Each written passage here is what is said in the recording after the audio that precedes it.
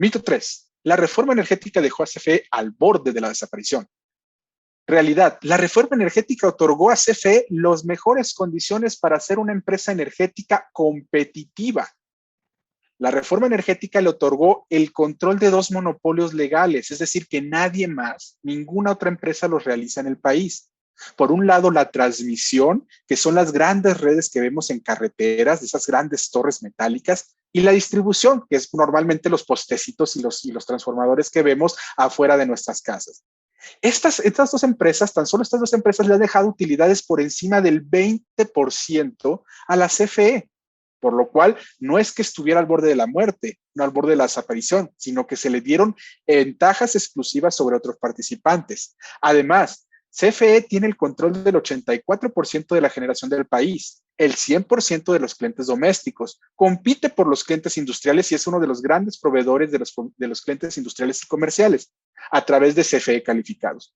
Además, tiene la segunda red de gasoductos más grande del país. Es más, quizás hasta por volumen es mucho más grande que la del Cistrangas que controla el Senagas y tiene menos transparencia porque como es privado no conocemos qué se hace, pero lo que sí sabemos es que tiene más utilidades.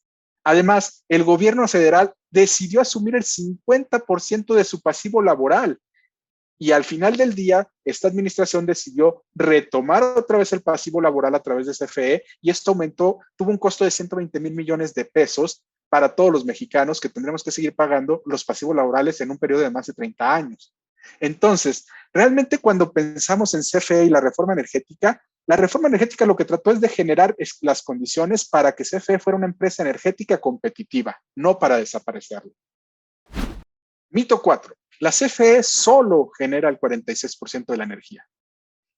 Realidad, si bien es cierto que la CFE solo genera el 46% de la energía con sus propias plantas, CFE decidió contratar plantas de productores privados de energía eléctrica desde 1992 hasta 2014, antes de la reforma energética.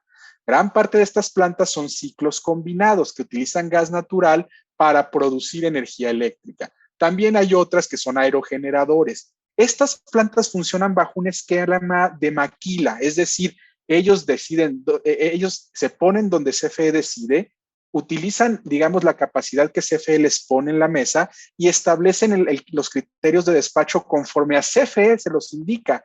¿Eso qué significa? Que CFE en realidad controla, es decir, vende en el mercado eléctrico mayorista el 84% de la generación del país. Nadie más que CFE hace eso.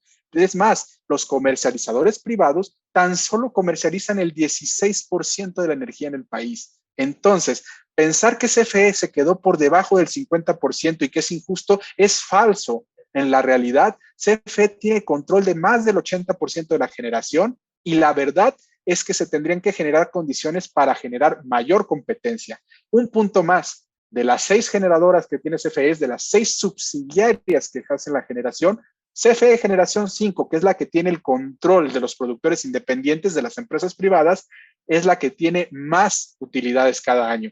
Eso significa que a CFE le va mejor vendiendo energía de privados que vendiendo su propia energía.